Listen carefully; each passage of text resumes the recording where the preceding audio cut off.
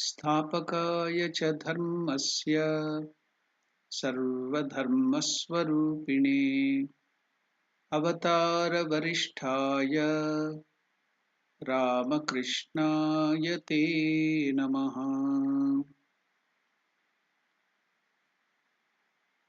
Welcome to the study of Bhagavad Gita. Namaskar to all of you. We will start with the chanting of the verse from the meditation on Bhagavad Gita.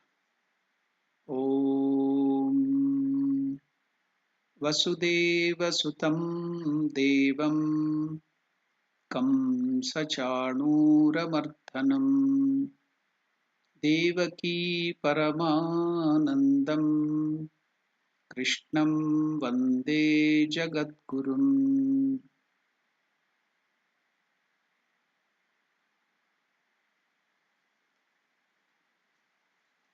Today we are studying the 13th verse of the second chapter. If we complete it, we shall go to the 14th verse of the second chapter too.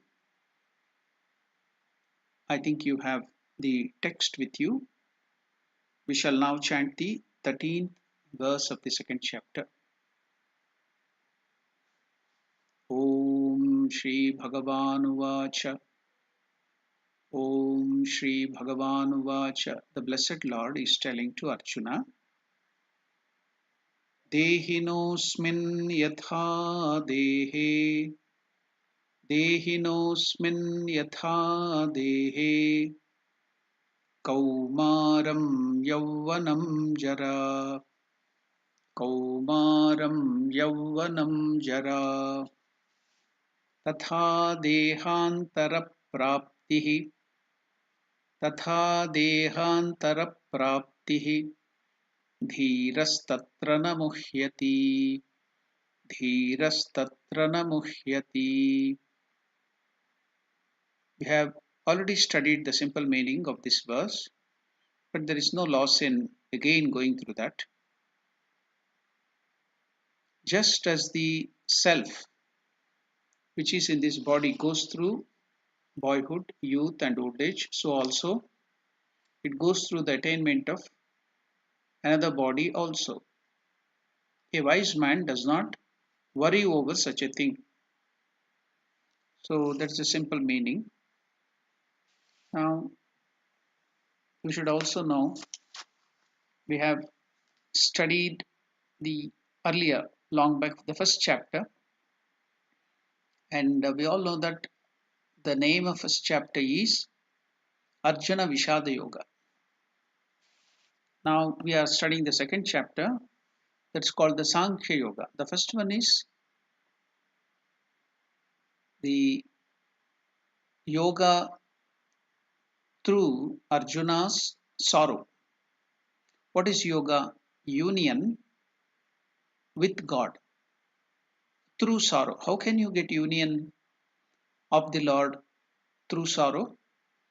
Yes, second chapter we can understand, that is Sankhya Yoga, union with God. Yoga means union with God through the knowledge. Yes, that can be understood. How can sorrow lead us to God? So here is an English saying which can prove it. It's very wonderful. When you turn your sorrows, worries into worship, God will turn your battles into blessings. What a wonderful saying in English. When you turn your worries and sorrows into worship, God will turn your battles into blessing. Is it not the same thing in the first chapter? Arjuna turned his worries, melancholy, Vishada, towards Lord Krishna, the Divine Lord. So he worshipped Lord Krishna. He turned it. That is the worship. Turning everything towards God is worship. So he turned all his sorrows and worries towards the Lord Krishna as a worship. Now, God turned the battle where he was facing all the problems. It was the battle of Arjuna. Arjuna had to face the battle of Mahabharata. So the Lord turned that his battle, Arjuna's battles, into blessing, and that is Bhagavad Gita now, which you are studying. So it was a blessing to Arjuna. Through Arjuna, we are getting that blessing of Bhagavad Gita. Now, how important this is, how sacred it is, we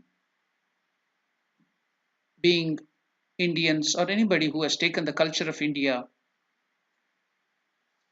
who are born in Hinduism or maybe who have faith in the scriptures of Hinduism, I just want to bring to your notice one point which will take our faith in the Bhagavad Gita a little more.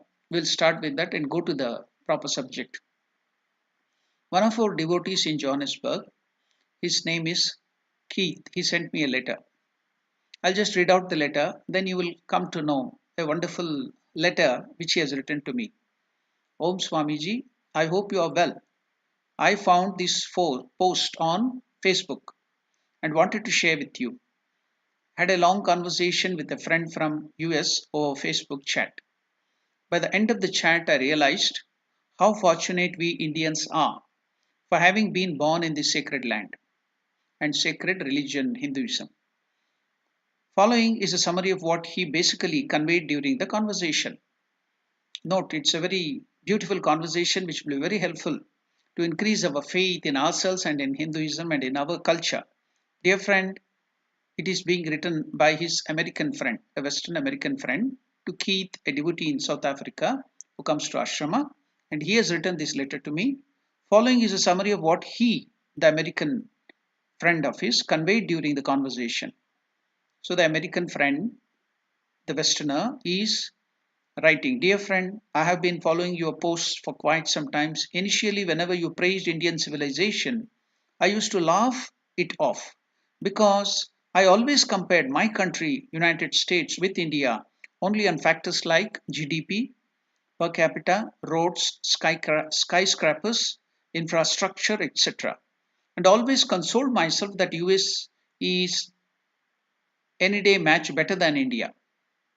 But the last few days after this corona COVID-19 has come, last few days have been very painful and sort of a revelation to me and most of my friends here. As you might already be aware, most of USA is also under lockdown and our nation has come to a standstill. Day by day, it feels like falling into a bottomless pit because except for factors like economy, infrastructure, etc., we really have nothing else. So when economy halts, it feels like our nation itself has disappeared. That's when I was reminded of your older posts where you always used to praise softer aspects like culture, diversity, traditions, roots, etc. When I started introspecting over these, I realized that we Americans hardly have any roots. We always boast about Uncle Sam, Yankee, Doodle, etc. as part of American identity. But the truth is that we are basically a bunch of European explorers who landed at the American shores just 300 years ago. And we eradicated all the Native Americans here. That's all the history we have. There is no other identity. All these factors like Great American Dream, the roads, the skyscrapers, dollars, big brand, etc., which we always try to show off, are mere superficial. See, this the letter written by an American. Superficial entities. None of them can even come closer to the cultural aspects that you Indians are usually proud of.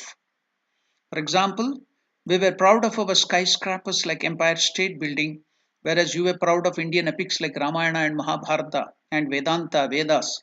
Today, when all of us are locked down at homes, we don't know what has happened to Empire State Building and we don't even care now. But you Indians are reviving and cherishing your Indian epics despite lockdown at homes. That's the difference. We built our nation through objects, you built your nation through values. When you boast about Indian sages inventing zero thousands of years ago, Ayurveda 500 years ago, yoga, etc., we feel somewhat disconnected because we don't have such strong and extended roots. As I was saying, our entire history is not even 300 years old. So, during times like these, this pandemic, COVID 19, while you Indians can feel more confident because you live in a tried and tested model which has already lasted for thousands of years. We Americans feel anxious because we know that our whole foundation has been shallow, based on money, based on greed, based on personal status symbols. And now that the whole flimsy system has collapsed, we don't know how we will fare in future. Now, please take this as a brotherly advice. The American Westerner is writing to our Indian devotee in South Africa in Johannesburg called Keith. Now, please take this as a brotherly advice. Don't fall for the Western trap. Life is not always about showing off a new stuff. The idea of a nation is not always about GDP, infrastructure, etc. We are realizing it the hard way now. A nation is supposed to be much more than those. It should be about all the softer aspects and value system as well. And as far as I can see, you Indians have done a great job of retaining your culture and values over the centuries. Cherish every bit of it. I know you are already proud of it, but in future also continue to be proud of it and spread positivity further. All the best. So now we are so lucky to get this Bhagavad Gita in our culture where now we are dealing with how to overcome the fear of death. In this pandemic, how Bhagavad Gita is telling us that we can defeat death. What is death? We are now studying, making a detailed study in Bhagavad Gita for eternal life, eternal freedom. So that is Bhagavad Gita, that is our culture. So studying this will be so useful. That's why I just gave you the idea of how other people, the Western people, think about Indian culture and the great epic like this. So now we will go forward to see how Krishna is helping us to overcome this fear of death and showing us what really this is. Now, what is this verse, especially the 13th verse? As we told, that is helping us to overcome the fear of death. Here, just as the embodied soul continuously passes from childhood to youth to old age, similarly, at the time of death, the soul passes into another body. The wise, dhiraha, tatra namuhyati, not deluded by this. So here, Lord Krishna, what is he doing? With immaculate logic, immaculate logic, Sri Krishna establishes the principle of transmigration. So the moment word death, coffin, and other things brings in fear in us, anxiety in us. But here, so beautifully, that is changed into transmigration, the principle of transmigration of soul from lifetime to lifetime. He explains that in one lifetime itself, Krishna is telling that in one lifetime itself, we change bodies from childhood to youth to maturity and then to old age. So, when that is the case, just like that, when this body becomes old, we also exchange this body for another thing, that is death, and getting a new body to fulfill our desire, that is the birth. Made it so easy. So that see the sting of death, the fear of death is simply taken away by the immaculate logic of Lord Krishna. Just as the self which is in this body goes through boyhood, youth, and old age, so also it goes through the attainment of another body also.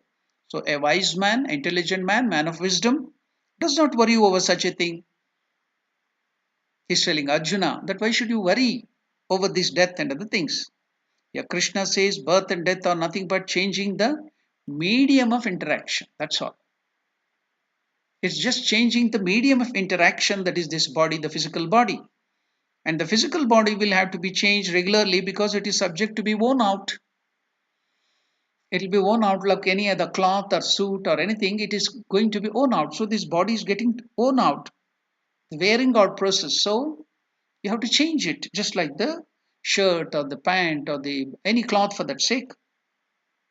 And how does the body gets worn out? He explains, Asmin Dehe, in this body, there are four states of experience. What is that? How from the you are born as a child. So then the baby, you get into the stage of Balyam. What is Balya? Childhood state. Then Kaumaram. What is Kaumaram? Boyhood state or girlhood state. Then Yavvanam, youth. Then from youth you are going to Jara. Jara means old age. Now when these four changes are taking place in your body, did you change? Do I change? Do I change my name? Do I change my identity? My identity is not changed even when the body changes. So when you are a small baby, you had different body, you had different feelings, but still you were you. You have been named so and so. You are still the same person. When you came up to your boyhood or girlhood, you are the same person. They didn't change your name because you have changed your from the baby body to the boyhood or girlhood. Then from then you went to Yavana, youth. Did they change your name or your identity? No. Then from that you went to the old age Jara. So did they change your name? No. So I use the same I. When I was in Balya, childhood, I studied in that school and I studied in the college and I'm now the youth. Now I am in the Balya. Now I am become Vriddha. Even though the body changes, what is the constant factor? The I continues. So the constant factor. Now we have to catch hold of that constant factor which Krishna is telling, that is to be now identified with this changing aspect of the body, mind, and other things are to be given up. Then you have to shift your identity. It is one single thread.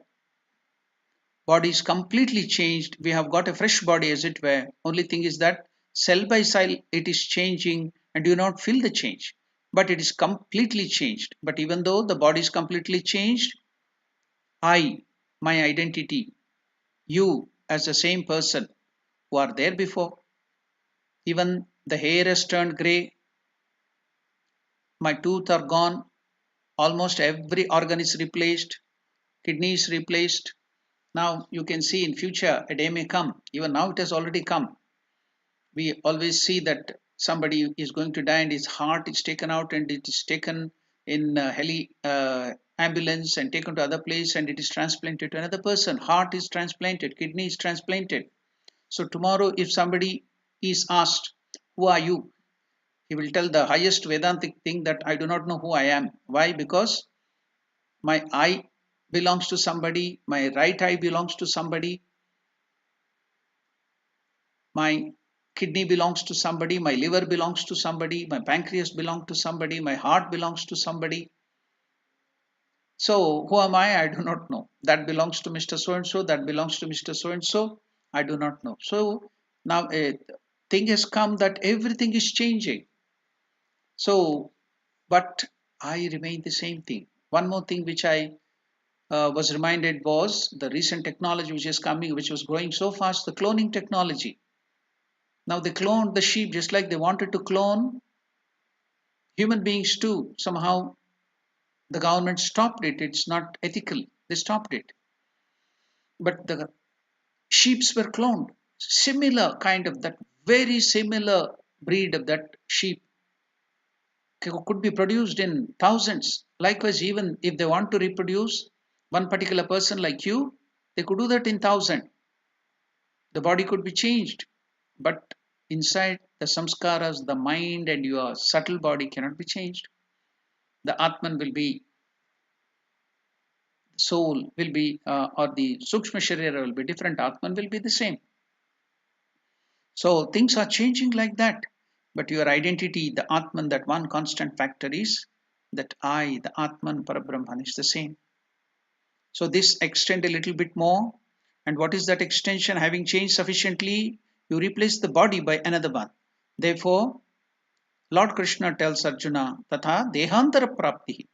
Like changing the old cloth, you have changed the useless body and you have replaced this with another body. So you should only be happy because you have got a new body. You are casting off that worn out body and you're getting a new body. When on some days, New Year or some other special festival, if your parents are presenting you with a new cloth or you are going to buy a new cloth, you're so happy. Then why are you to be worried and afraid of when you are changing this worn out body and getting a new body? It's as simple as that. So you have changed the useless body and you have replaced this with another body. So you should only be happy because you have not lost anything. It is just like demolishing the old building and building a new one. Similarly, is the acquisition of another body. Dhiraha tatra na muhyati. So, dhiraha means discriminative person, a person who uses the faculty of discrimination and who is the the one who accept the body as a temporary medium, only a transacting medium. So, he will not be worried. Likewise, we too can apply that logic, the immaculate logic of Lord Krishna, and we can overcome the fear of death. Here, dhiraha means discriminating person. Na muhyati is not deluded, and therefore Arjuna in this war, Bhishma Shariram will go, Karna Shariram will go, Drona Sharira, the body of Bhishma, everybody body may go. But why are you grieving? Bhishma as Atman cannot be killed. Drona as Atman cannot be killed. You, Arjuna as Atman cannot be killed. So why are you worrying? What are you worrying? Why are you grieving? You talk like a man of wisdom and you are grieving like a ignorant person. So now scientists estimate that in 1 year's time, every 98% of your bodily molecules change, and yet, despite the continual change of the body, we perceive that we are the same person. That is because we are not the material body, but the spiritual soul seated within. Another beautiful humor and puzzle now I am going to tell you, whereby you see not only the bodily changes you can feel, but constantly your mind also will be changing. Your feelings will be changing. So here at the whole lifespan from the childhood to the boyhood or girlhood to the youth and to the old age, the whole age, your life, the body is changing. But every second, every day, your mind, your thought is changing. How is that? I will just give you just one sentence. Fill up the blanks. I am dash. What will I fill in the blank? What I fill in this blank, I am dash. What I fill in this blank will create my reality. Okay? What shall I fill it? What we in this negative mindset I feel is always I am busy, I am stressed, I am depressed, I am unwell, I am diseased, I am tired, I am upset. Many people are using always the term upset, I am upset, I am addicted. Now, this is the negative mentality of the way of seeing it. Now, you can also fill the same blank in this way. What is that? How can you fill that blank? As I told you in the beginning itself, the filling up of that blank will create your reality. People with positive mentality can fill it up in this way. What is that? Or I am easy, I am relaxed, I am happy, I am healthy, I am fresh, I am powerful. So, with the positive mindset, you can change that blank in this manner. So, whatever you fill up in that blank will create my or your reality. Okay. So, now note that beautiful conclusion. Now, change your word to change your world. Change your word in that blank, WORD, to change your world, WORLD. So just changing that blank, you can change the whole world. So here also the body and everything is changing from the boyhood to the childhood to the called youth and this thing. So now, with this positive attitude, if you change that blank with I'm relaxed, I'm happy, I'm healthy, I'm fresh and powerful, you change the whole world. Now, extending further, now change that blank, not with this negative attitude or positive attitude, but the realistic attitude. What is that? I am Atman. I am Parabrahma Swarupa. I am child of God. And see, the whole world changes now, isn't it? That's what Krishna is telling. Shift your identity. So it's changing. All these are changing. All these are ephemeral, transmigrating. But that constant identity of yours, whether it is changing from childhood to the body, from childhood from the babyhood to the childhood to the youth to the old age, or from different lives to lives, or from within your every second, every this thing, your attitude is being changed. So instead of that, change your identity, shift your identity to that eternal Atman, and see the whole life changes. You lose that fear of death quickly. So, what a wonderful way, what a immaculate logic Lord Krishna is giving us. Now, another important aspect which Krishna here is mentioning to us is to be noted again. That is also a very important aspect of this verse. That's why I took up this verse again. In this verse, the word Deha means the body. Dehi means possessor of the body or the soul. Sri Krishna draws Arjuna's attention to the fact that since the body is constantly changing in one lifetime itself, the soul passes through many bodies. Similarly, at the time of death, it passes into another body. Actually, what we term as death is in worldly parlance, is merely the soul discarding its old dysfunctional body. And what we call birth is the soul taking up a new body elsewhere. This is the principle of reincarnation. So now Krishna has introduced this concept of reincarnation, which is a very important aspect of our culture, especially in Indian culture and Hinduism. This concept of reincarnation, the principle of reincarnation, is very, very important, which will help us here.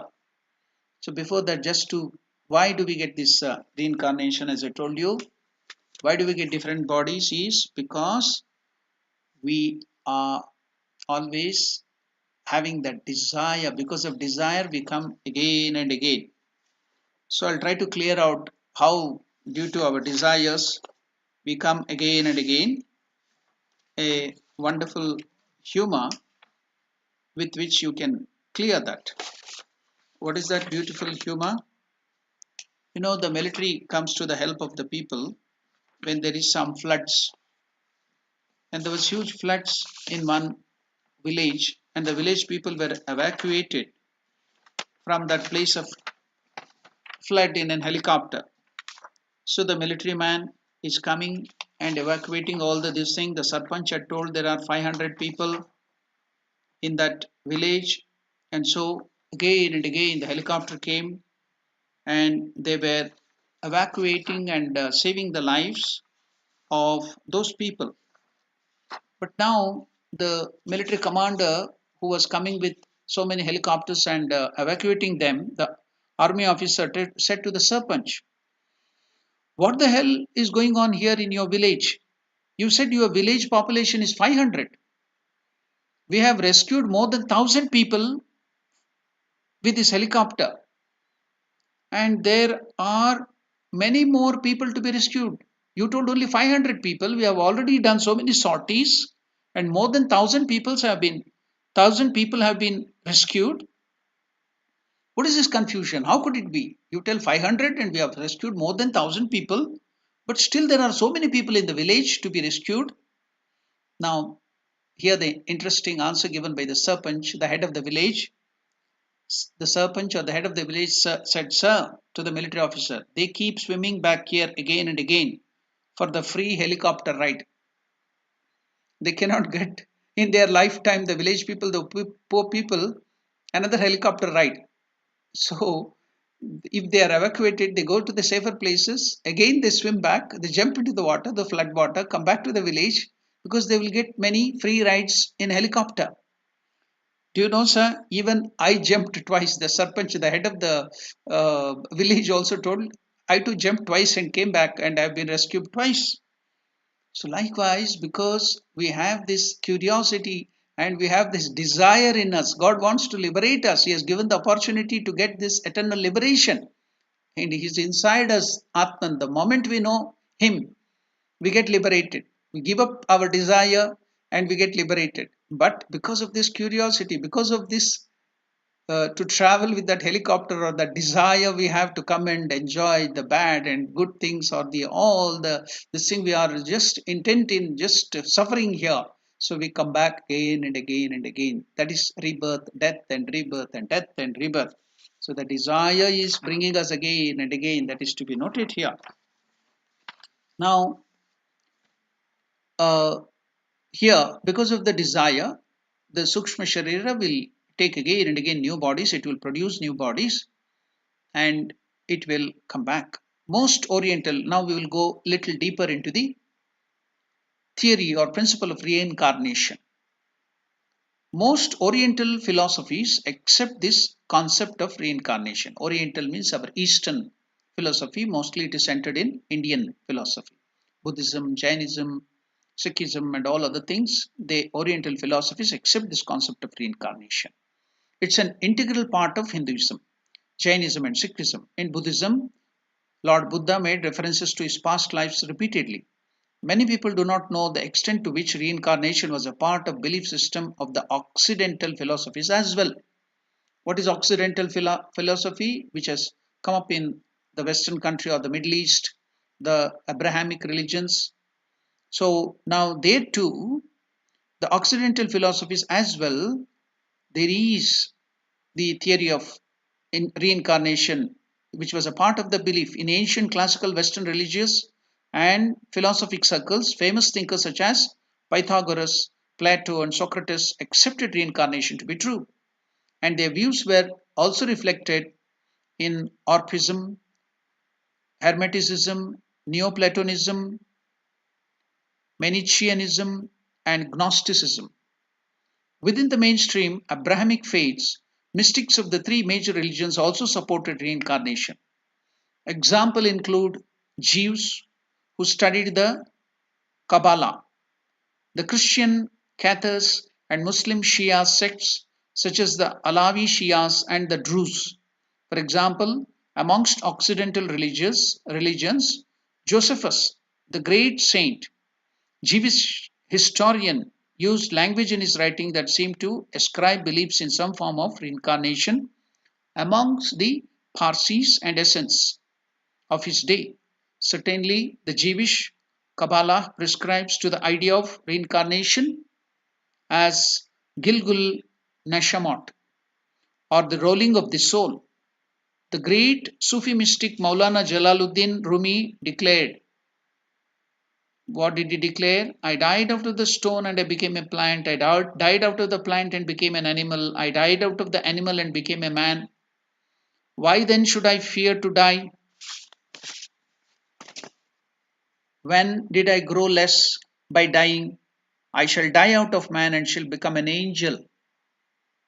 So, Rumi, the great Sufi saint, he has written in this fashion. Many of the early Christians believed in the concept of reincarnation. Christian history informs us that in the 553 AD, the Council of Nicaea, a conclave, was held to discuss the principle of reincarnation, and it was thereafter declared a heresy, apparently to increase the authority of the church over the lives of the people. Until then, it was commonly accepted. Jesus indirectly proclaimed this doctrine when he told his disciple that John the Baptist was Elijah, the prophet reincarnated. It is written in Matthew 11:13-14, Matthew 17:10-13. This is also mentioned in Old Testament, Malachi 4:5. Origen, the most learned of the Christian fathers, declared, every man receives a body for himself according to his deserts in former lives. Solomon's Book of Wisdom says to be born in sound body with sound limbs is a reward of the virtues of the past lives. Wisdom of Solomon 8, 19, 20, 19 and 20. So belief in reincarnation is also found in many tribal societies around the world in places such as Siberia, West Africa, North America and Australia. Moving to more recent centuries and civilizations, reincarnations has been affirmed by Rosicrucians, Spiritism, Theosophists, and New Age followers. Even more recently, it has even been studied in serious scientific circles at major universities, exemplified by the work of Dr. Ian Stevenson and Dr. Jim Tucker, both at the University of Virginia. Without accepting the concept of rebirth, it is difficult to make sense out of the suffering, chaos, and incompleteness of the world, and hence many famous Western thinkers believed in this principle. Virgil and Ovid regarded this doctrine as self-evident. The German philosophers Goethe, Fichte, Schelling, and Lessing accepted it. Amongst the more recent philosophers, Hume, Spencer, and Max Muller all recognized it as an incontrovertible doctrine. Among Western poets, Browning, Rossetti, Tennyson, and Wordsworth, to mention just a few, all believed in it.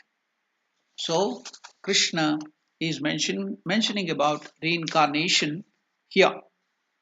Now, from this, I think we have made a detailed study of this verse, the 13th verse, where Krishna is telling how we change from the childhood to the youth and to the old age. Likewise, the soul or the sukshma sharira, the subtle body, changes from body to body because of desire.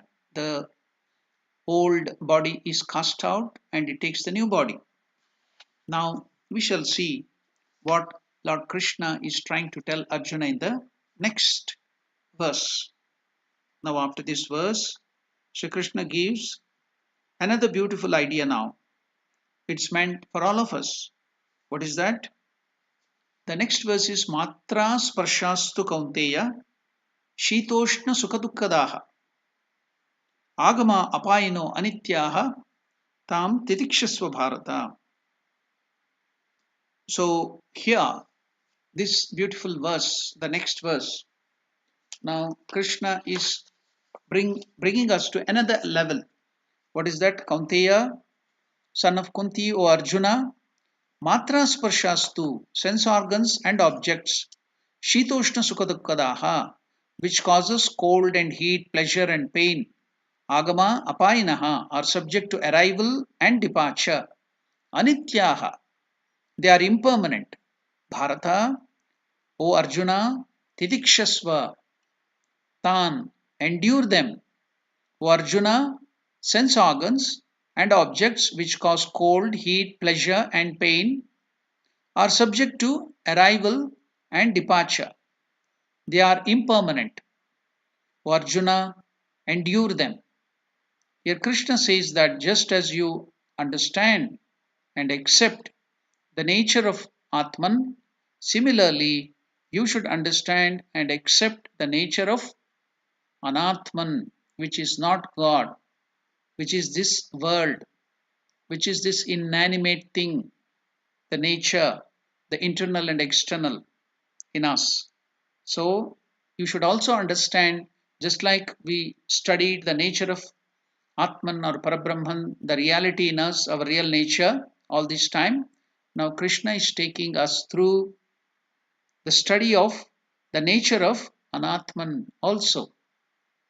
This unreal world, the unreal things. Our Atman, our real nature is real, eternal, the truth, reality. Now, he is taking through this untrue world of heat and cold and dualities. So, when we study that, we can easily withstand all the sufferings because we come to know what is the secret behind that. We can easily solve that. See what great intelligence of Lord Krishna. I just want to show you how Lord Krishna is so intelligent by this beautiful example. What is that beautiful story or example? Most of you all know in India there is a very great company called the Tatas. Now, the chairman, Tata Steel, was holding a weekly meeting with Tata Steel staff in Jamshedpur. A ordinary worker, took up a serious issue. He said the quality and hygiene of toilets for the workers was very bad, whereas he pointed that the cleanliness and the hygiene of executive toilets are always very good. Chairman asked his top executive how much time he needs to set it right. The executive asked for a month to set it right. Chairman said, I would rather do it in a day. Now the other person, the executive, was surprised. How can the chairman do it in a day? So the chairman told, send me a carpenter. Next day, when the carpenter came, he ordered the signboards to be swapped. Next day, when the carpenter came, what did he do? The signboard on the workers' toilet displayed executives, and the executives' toilet displayed workers. Chairman then instructed the sign to be changed every fortnight.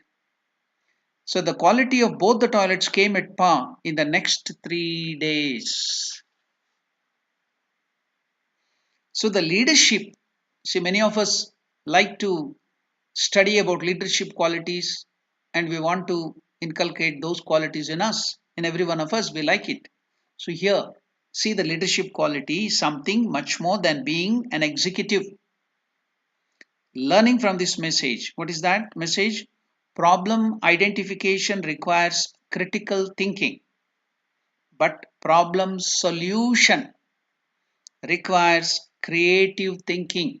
I'll repeat it again. Problem identification requires critical thinking, but problem solution requires creative thinking. Let's be creative and give our best.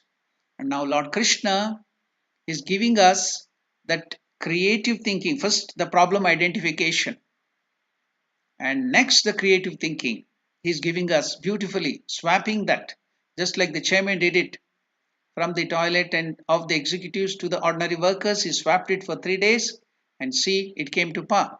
Because when it is the toilet of the executives, it will be well cleaned and well kept. The workers, ordinary workers' toilet and this thing will be unkempt. So now when you change the board, when you swap that, you see the problem was solved. So both of them became very nice. So likewise here, problems identification is done by Lord Krishna so nicely, and now he is swapping it.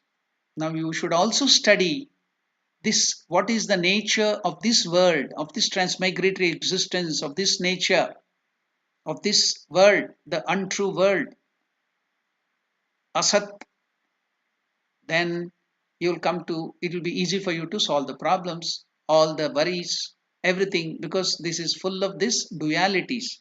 So that is what Krishna is taking us through this next beautiful verse, which will be very helpful to us. All this time we made the study of the executives, the Atman and other things, the higher thing. Now we are going to study the toilet of the workers, the ordinary workers. So that is the nature of this world. Now Krishna is telling, O Arjuna, sense organs and objects which causes cold, heat, pleasure and pain are subject to arrival and departure. They are impermanent. O Arjuna, endure them. Here Krishna says that just as you understand and accept the nature of Atman, your true nature, the Parabrahman, God, similarly you should understand and accept the nature of this untrue world too. Anatman too, because wisdom, what is wisdom? Consists in accepting the nature of a thing. You should accept the nature of a thing or a person as it is.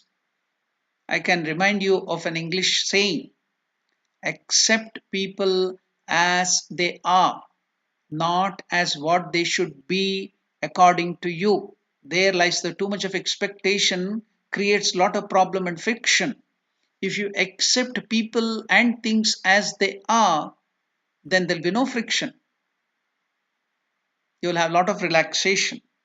And what is that? That is what Krishna is telling us. What is the wisdom?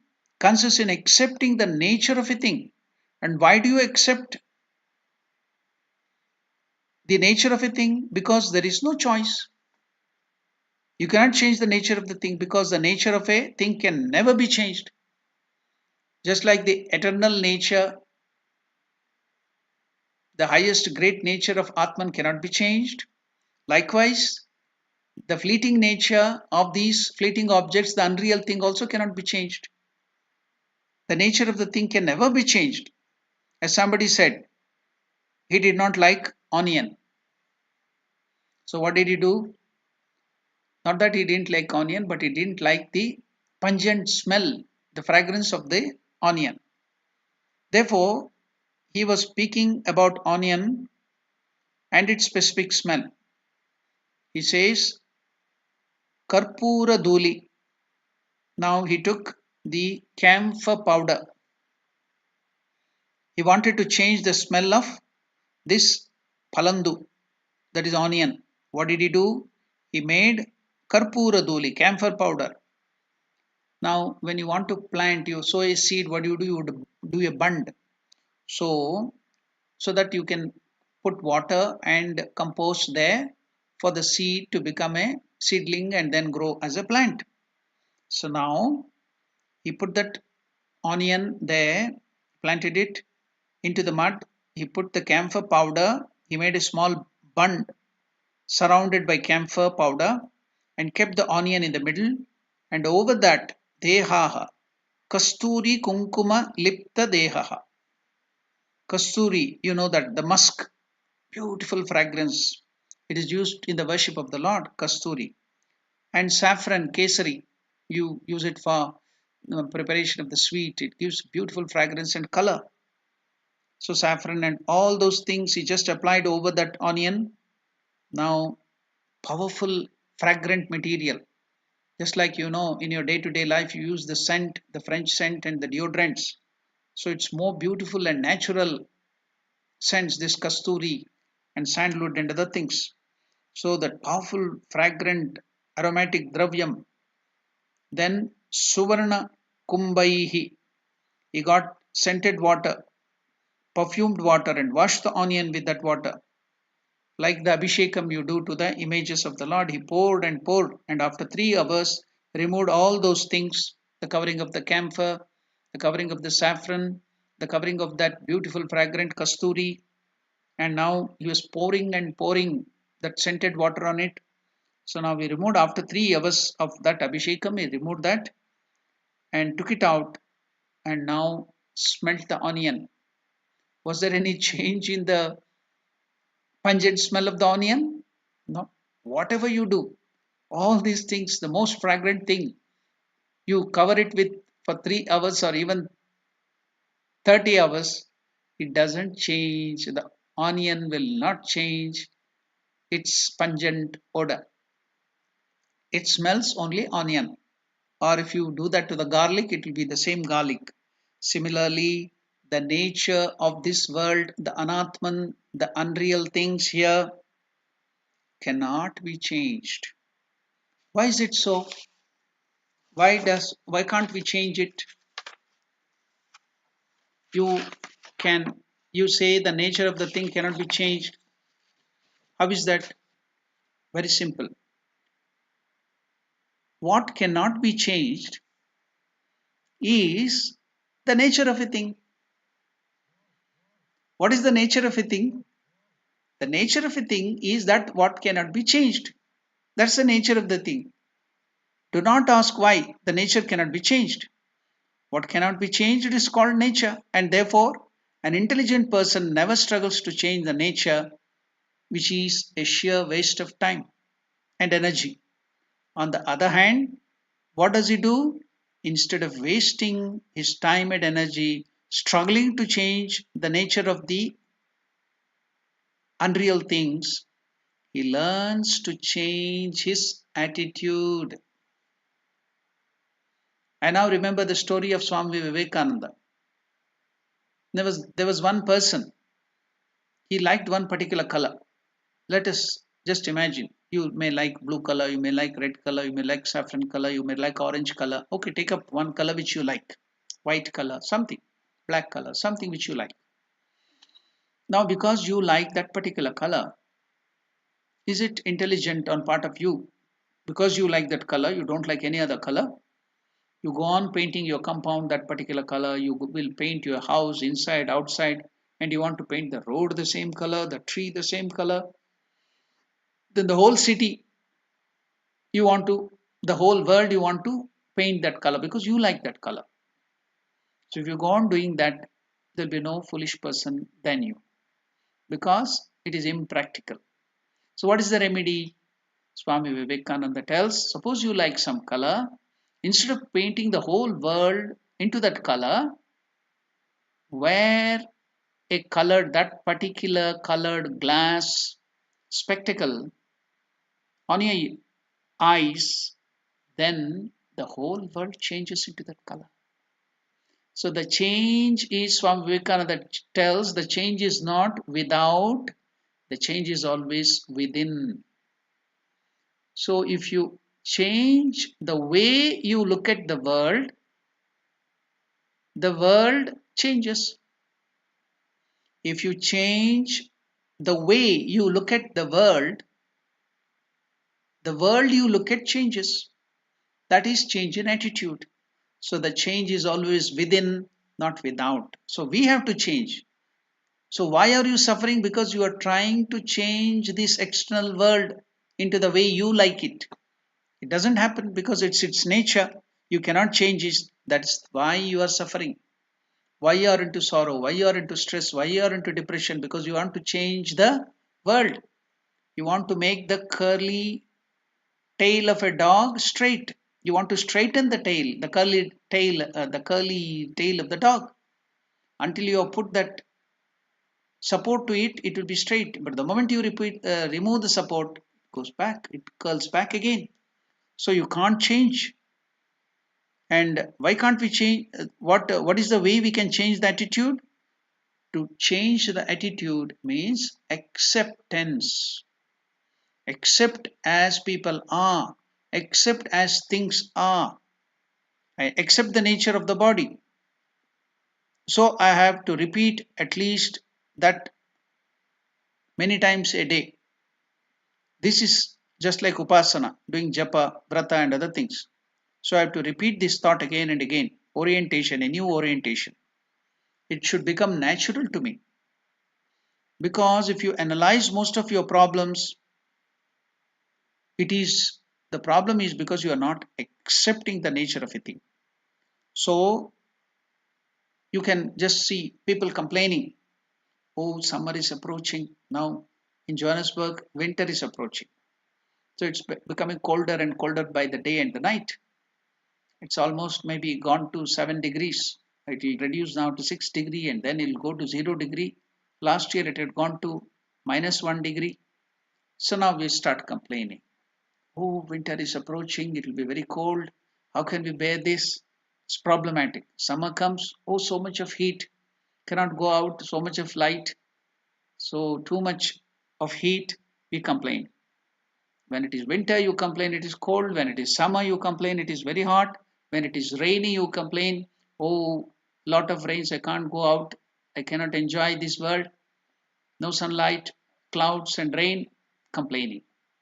But when there is no rain, you complain. There is no rain, so no crop, no electricity.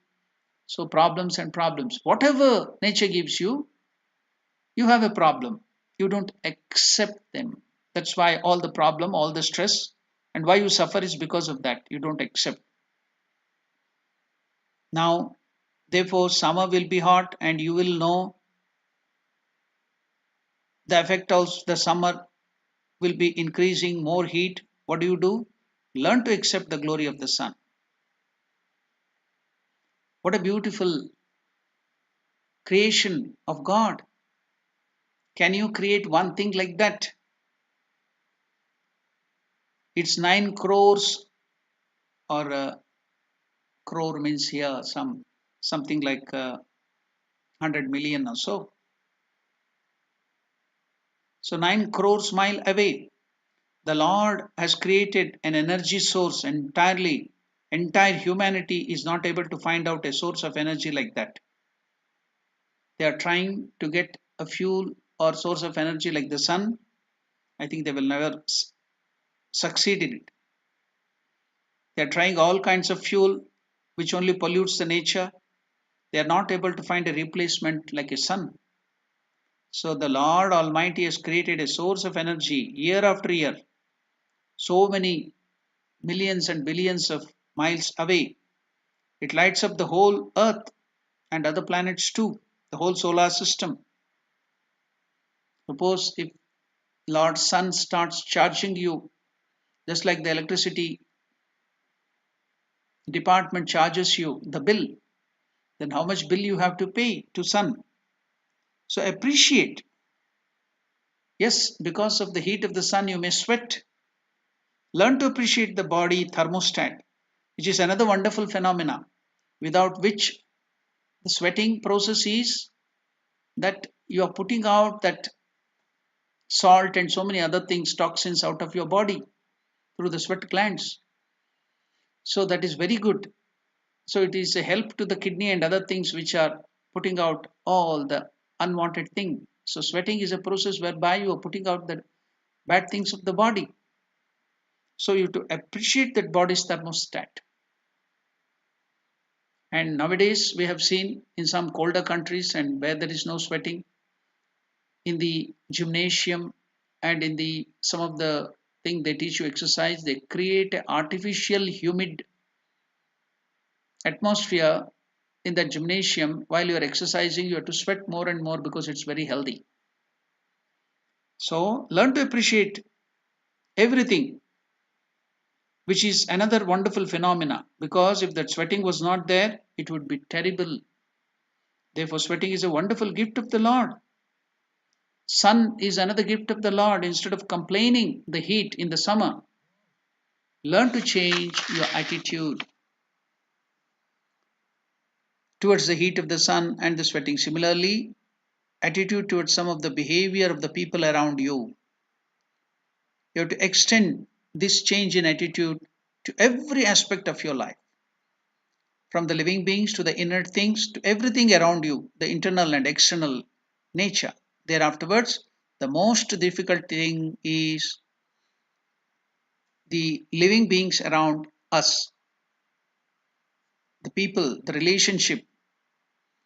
That is the most difficult thing, the human relationship. Until I learn to accept, the problem will be there. Therefore, Krishna tells here, Hey Kaunteya, Arjuna, know this fact and never show that resistance. Resistance to fact is sorrow. So now you have come to a beautiful explanation by Krishna of what is sorrow. Resistance to facts is sorrow. Resistance to fact is sorrow. When the resistance increases, even in the electricity cord or the wire, then it produces, what does it produce? As the resistance of the wire increases, that's why they put the least resistant materials like copper or some alloy inside the electrical wire, because the more the resistance, there will be more heat produced. So heat will increase, it gets heated up. Therefore Lord Krishna tells, matra sparshastu. Matra means the sense organs. Ma means to know, to experience is ma. Pramanam, mapana. That it comes from that. Tra means instrument. So matra means instrument of experience. So niyati abhihi iti matraha. And what are the instruments of experience? The pancha gnanendriya. What are they? The pancha gnanendriya, the five sense organs. So they are there. So the outside world, the sparsha. Sparsha means sense objects. To that particular eyes, the sense organs, the light is the sparsha, whatever you see. Ears, it's the sound. The nose, it's the smell. The tongue, it is the taste. So these are the sense objects, objects of contact, sparsha. Sparshanta iti sparsha. So whether you like it or not, there are sense organs, there are sense objects, and they are going to interact. So even if with regard to eyes, you can close the eyes, but with regard to ears, you cannot plug it. They are open. Therefore, you hear so many comments and criticisms against you. Similarly, you get smell, good and bad. Certain things you can close. Many of the organs you cannot close. Therefore, sense organs and sense objects will interact. So it will create heat and cold, pleasure and pain, and all the things. So now, like that, how to accept this world? Just like we are shifting now. Just like I told you, the swapping of the boats in the Tata company by that person. Here now, Krishna is taking from that higher acceptance of our real nature, the Atman, to the Anatman, the nature of the real nature of this world, the real nature of the unreal world. So then, if we accept it as it is, then the suffering reduces, the stress reduces, then you will not be into stress and depression and all the other things. So you will be the happiest person on earth. So wonderful logic and wonderful things Krishna is taking through us. Now, because of the time, we shall end this conversation or study of Bhagavad Gita here. The same chapter, in the same chapter, the same verse, that is the 14th verse. We finished the study of the 13th verse. Now we are taken up the 14th verse. We have dealt for some time about it. So in the next class, that is the next Saturday at the same time, 6 o'clock, we will be again studying the 14th verse in detail. Until then, we will take leave. Namaskars to all of you. We will close this study with the chanting of one of the verse on meditation of Bhagavad Gita. Om Mukam Karoti Vachalam Bhangum Langhayate Girim Yatkripatamaham Vande Paramanandamadhavam. Om Shanti Shanti Shanti. Harihi Om Tat Sat. Shri Ramakrishna Arpanamastu.